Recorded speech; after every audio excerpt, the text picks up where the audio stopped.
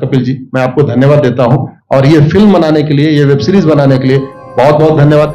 कहां का सत्यमेव जयते, कहां का सत्यमेव जयते, कहां का सत्यमेव जयते। सुप्रीम कोर्ट के जजेस, हाई कोर्ट के जजेस जरूर इसको देखें और आत्मचिंतन करें कि भारत की न्याय प्रणाली कहां पहुंच गई है। भारत में टोटल 5 करोड़ केसेस तो वो हैं जो district court, high court, supreme court में है। इसका मतलब 5 करोड़ परिवार न्याय की आशा में बैठा हुआ है। ऑन एन एवरेज एक परिवार में 6 आदमी रख लीजिए, तो यानी 30 करोड़ लोग न्याय की आस लगाए बैठे हुए हैं। 30 करोड़ का मतलब एक अमेरिका, 30 करोड़ का मतलब 15 ऑस्ट्रेलिया, 30 करोड़ का मतलब 7 कनाडा, 30 करोड़ का मतलब 1.5 ब्राजील। इतने लोग भारत में न्याय की आस में बैठे हुए हैं और ये 5 करोड़ केस तो वो है जो district court, high court, supreme court में है। इसके पैरेलल हमारे देश में एक और जुडिशियल सिस्टम है, उसको कहते हैं तहसीलदार, एसडीएम, एडीएम, डीएम, कमिश्नर, जहां पे चकबंदी के मुकदमे चलते हैं। वो इस 5 करोड़ में काउंटेड नहीं है। जो तहसीलदार के यहां मुकदमा होता है, एसडीएम के यहां मुकदमा होता है, एडीएम के यहां होता है, डीएम के यहां होता है, चकबंदी अधिकारी जिसको सीओ कहते हैं, डीडीसी कहते हैं, एसओसी कहते हैं, वो इसके पैरेलल में है और 5 करोड़ मुकदमे वहां पे भी चल रहे हैं। इसका मैं लाइव एग्जांपल देना चाहूंगा भारत की ब्लैक जस्टिस सिस्टम का। 1985 में जौनपुर में एक 10 बीघे जमीन का मुकदमा शुरू हुआ था। अभी वो सबसे नीचे पायदान पे है, जिसको कहते हैं चकबंदी अधिकारी। 1985 में मुकदमा शुरू हुआ, 2023 आ गया, लगभग 37 साल बीत चुके। 37 साल में यह नहीं तय हो पाया कि असली विल कौन सी है। 2 लोगों ने क्लेम किया, वो कह रहे हैं मुझे विल मिली है, वो कह रहे हैं मुझे विल मिली है। 37 साल में यह नहीं डिसाइड हो पाया असली विल किसकी है। अगर मान लीजिए आज डिसाइड हो जाए तो सीओ के बाद एसओसी, एसओसी के बाद डीडीसी, डीडीसी के बाद हाई कोर्ट, हाई कोर्ट के बाद सुप्रीम कोर्ट, यानी अभी 35 साल और लगेगा, 70 साल लगेगा। सेकंड जनरेशन मुकदमा लड़ रही है, ऑलरेडी सेकंड जनरेशन मुकदमा लड़ रही है और इसी स्पीड से काम हुआ तो मुझे लगता है थर्ड जनरेशन आके मुकदमा जाके तब जाके सुप्रीम कोर्ट पहुंचेगा। दूसरा एग्जांपल, एक ग्लेरिंग एग्जांपल आपको देता हूं। 1971 के वॉर में पाकिस्तान में बम फेंकने वाले, पाकिस्तान के फौजियों के बहुत सारे बैंकर तोड़ने वाले एक कर्नल कबोत्रा है, पंचकुला में रहते हैं। दुश्मनों को उन्होंने दांत तोड़ दिए। आज 2000 से उनके मकान पे किसी ने कब्जा किया हुआ है। 2023 आ चुका है, 23 साल में वो अपने मकान को नहीं छुड़ा पाए।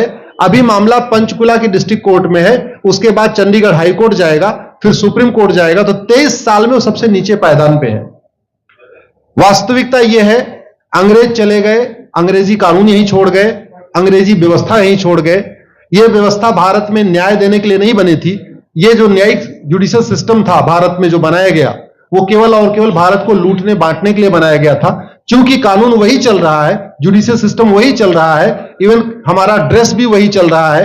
अंग्रेज काले कपड़े पहनते थे, हम भी काले कपड़े पहनते हैं। अंग्रेज जून के महीने में उनको गर्मी लगती थी तो 1 महीने छुट्टी करके इंग्लैंड चले जाते थे। आज भी हमारा हाई कोर्ट, सुप्रीम कोर्ट पूरे मई जून बंद रहता है। अंग्रेजों को क्रिसमस के टाइम में दिसंबर में छुट्टी मनाना जाना होता था, 1 महीने छुट्टी कर चले जाते थे। आज भी हमारी हाई कोर्ट, सुप्रीम कोर्ट दिसंबर में, क्रिसमस के टाइम में 15 दिन 20 दिन बंद हो जाती है। तो सोच वही है, किताबें वही है, व्यवस्था वही है, कानून वही है, तो स्वाभाविक सी बात है जस्टिस होगा कहां से? जस्टिस कैसे होगा? हम 2023 में 1860 का इंडियन पिनल कोड लेके घूम रहे, 1861 का पुलिस एक्ट लेके घूम रहे, गवाहों के बयान 1872 के कानून से हो रहे। हमने सब कुछ वर्ल्ड क्लास कर लिया, लेकिन अपने जस्टिस सिस्टम को कंपेयर करने की कोशिश ही नहीं किया। जितने में एक एयरपोर्ट बनता है, एक एयरपोर्ट बनाने में 25,000 करोड़ की लागत आती है। अगर हमारी सरकारों ने एक एयरपोर्ट की कीमत जुडिशियल सिस्टम पे खर्च कर दिया होता तो हमारी न्यायिक व्यवस्था अच्छी हो गई होती। आज घटिया, चूंकि अकाउंटेबिलिटी नहीं है, जुडिशियल सिस्टम में कोई अकाउंटेबिलिटी नहीं है। किसी के साथ न्याय हो जाए, अन्याय हो जाए, कोई फर्क नहीं पड़ता। निर्दोष को जेल हो जाए, जज की कोई अकाउंटेबिलिटी नहीं। दोषी को बेल हो जाए, जज की कोई अकाउंटेबिलिटी नहीं। लाखों लाख लोग जेल में सड़ रहे हैं, लाखों धोखेबाज भ्रष्टाचारी बाहर घूम रहे हैं, मूल कारण है ब्लैक जस्टिस सिस्टम। आपने बहुत अच्छा आपने इस पे वेब सीरीज बनाया है और इस देश में world class airport, world class highway, world class shopping mall, सब कुछ वर्ल्ड क्लास बना लिया। इनफैक्ट अपना मोबाइल का डेटा सुरक्षित रखने के लिए हमारे सांसद, विधायक, जज आईफोन भी यूज करते हैं। अमेरिका का आईफोन यूज करते हैं हमारा डेटा सुरक्षित हो जाए, लेकिन भारत सुरक्षित हो जाए उसके लिए यह नहीं देखते कि जापान में कौन सा कानून है, अमेरिका में कौन सा कानून है, सिंगापुर में क्या अच्छा चल रहा है। कनाडा में रेंट का मामला एक डेट में खत्म होता है। सिंगापुर में अभी कुछ दिन पहले एक व्यक्ति के पास 900 ग्राम गांजा पाया गया, उसको फांसी हुई है। दोबारा वहां ड्रग स्मगलिंग होगी क्या? तो भारत में चाहे वो ड्रग स्मगलिंग है, माफिया राज है, ह्यूमन ट्रैफिकिंग है, इन सब के लिए हमारा जस्टिस सिस्टम जिम्मेदार है। कोई भी अपराध होता है उसमें दो पक्ष होता है, एक पीड़ित, एक अपराध करने वाला। जो पीड़ित होता है वो चाहता है जल्दी उसको न्याय मिल जाए, अपराध करने वाला चाहता है मुकदमा लंबा चले। भारत का न्यायिक सिस्टम अपराध करने वाले के साथ खड़ा है। बलात्कारी चाहता है उसका मुकदमा 30 साल चले और मुकदमा 30 साल चलता है। भू माफिया चाहता है कि गरीब की जमीन पे कब्जा कर ले, उसका मुकदमा 50 साल चले और आज की डेट में मुकदमा 50 साल चल रहा है। इसका मतलब वर्तमान न्यायिक सिस्टम बलात्कारी के पक्ष में है, भू माफिया के पक्ष में है, ड्रग स्मगलर के पक्ष में है, ह्यूमन ट्रैफिकर के पक्ष में है, नक्सलियों के पक्ष में है, माओवादियों के पक्ष में है, जो लोग देश विरोधी काम कर रहे हैं उनके पक्ष में है। 40 साल 50 साल के बाद किसी व्यक्ति ने मिलावट करके लोगों का स्वास्थ्य खराब कर दिया, उसको 50 साल के बाद सजा हो रही है। इस बीच उसने कम से कम पता नहीं कितने लोगों का और भी कर दिया। तो ये जो जस्टिस सिस्टम होता है दवा की तरीके काम करता है। जैसे दवा अच्छी होती है बीमारी तुरंत ठीक हो जाती है, अगर दवा घटिया होती है तो बीमारी बढ़ जाती है। दवा खाने के बाद शरीर एज इट इज नहीं रहता, या तो बीमारी ठीक होती है या तो बीमारी बढ़ती है। अगर कोई आदमी एक गांव में किसी के साथ कुछ गलत कर दे, उसको 6 महीने के अंदर सजा हो जाए, साल भर के अंदर हो जाए, दूसरा अपराध वहां नहीं होगा। लेकिन अगर उस व्यक्ति को पनिशमेंट नहीं मिला तो स्वाभाविक सी बात है उसने उसको और मोटिवेट कर दिया। कहते नहीं ऐसे बुखार है, तुरंत 2 गोली खाइए बुखार ठीक हो गया, लेकिन अगर आपने दवा नहीं खाई या गलत दवा खा लिया तो टाइफाइड होगा या निमोनिया होगा। दुर्भाग्यवश ये हमारा जस्टिस सिस्टम यही कर रहा है। आज की डेट में जितनी समस्याएं हैं, चाहे वो घूसखोरी है, जमाखोरी है, मिलावटखोरी है, कालाबाजारी है, नशा तस्करी है, मानव तस्करी है, सोना तस्करी है, ड्रग स्मगलिंग है, या नक्सलवाद है, या माओवाद है, या कट्टरवाद है, जो भी समस्याएं हैं, उसका एक बहुत बड़ा कारण यह है कि हमारा जस्टिस सिस्टम उसको टैकल नहीं कर पा रहा है, उसको पकड़ नहीं पा रहा है, और इसीलिए भारत में अराजकता है। मैं तो इतने जानता हूं, ऐसी कोई बीमारी नहीं जिसकी कोई दवाई नहीं, ऐसी कोई समस्या नहीं जिसका कोई समाधान नहीं। हम हर चीज के लिए बाहर से चीजें खरीदते हैं, तो हम ये क्यों नहीं देख रहे हैं कि आखिर चाइना का जस्टिस सिस्टम कैसा है, सिंगापुर का कैसा है, कनाडा का कैसा है, फ्रांस का कैसा है और अमेरिका का कैसा है। हम क्यों नहीं बेस्ट प्रैक्टिसेस उनकी अडॉप्ट कर लेते। दुनिया के कई देशों ने नार्को पॉलीग्राफ ब्रेन मैपिंग कानून बना दिया। मेरी बहन दीपिका नारायण बैठी हुई है, ये लगातार फॉल्स केसेस के खिलाफ, इनको मैं देखता रहता हूं, एक्टिव रहती है। एक कानून बन जाए नार्को पॉलीग्राफ ब्रेन मैपिंग और कंप्लेन पे अंडरटेकिंग ले लिया जाए कि जो कुछ मैं शिकायत कर रहा हूं इसके लिए मैं अपना नार्को पॉलीग्राफ ब्रेन मैपिंग कराने के लिए तैयार हूं, हजारों की संख्या में फेक केसेस खुद ही खत्म हो जाएंगे। आज की डेट में लोग जुडिशरी की लापरवाही के साथ साथ फर्जी केस से परेशान है, फर्जी गवाही से परेशान है, फर्जी एफआईआर से परेशान है, हजारों परिवार परेशान है। कई बार देखा गया कि जो फैमिली के केसेस होते हैं उसमें कितने सारे फेक केसेस भी आ रहे हैं। तो जो वास्तव में दोषी हैं उनको पनिशमेंट नहीं मिल पा रहा है, जो निर्दोष हैं उनके खिलाफ फर्जी केसेस हो रहे हैं। आज की डेट में गांव में एक दबंग अगर जमीन कब्जा कर लेता है, किसी की हिम्मत नहीं पड़ती उसके खिलाफ कोई गवाही दे दे। लोगों को अपनी जमीन छुड़ाने में 30-30 साल लड़ना पड़ रहा है, 35 साल लड़ना पड़ रहा है। अगर 30 साल 35 साल के बाद कक्कड़ जी उसको अपनी जमीन मिल भी गई तो उसके साथ न्याय कहां हुआ? 35 साल में उसका टाइम बर्बाद हो गया, 35 साल में उसका पैसा बर्बाद हो गया, 35 साल वो मेंटल ट्रॉमा में रहा, 35 साल उसने तारीख पे तारीख झेली है। और मैं तो डिस्ट्रिक्ट कोर्ट में कई बार जाके देखा, ऐसे परिवारों को देखता हूं जिनके पास बस से आने के लिए पैसा नहीं है, साइकिल से आते हैं।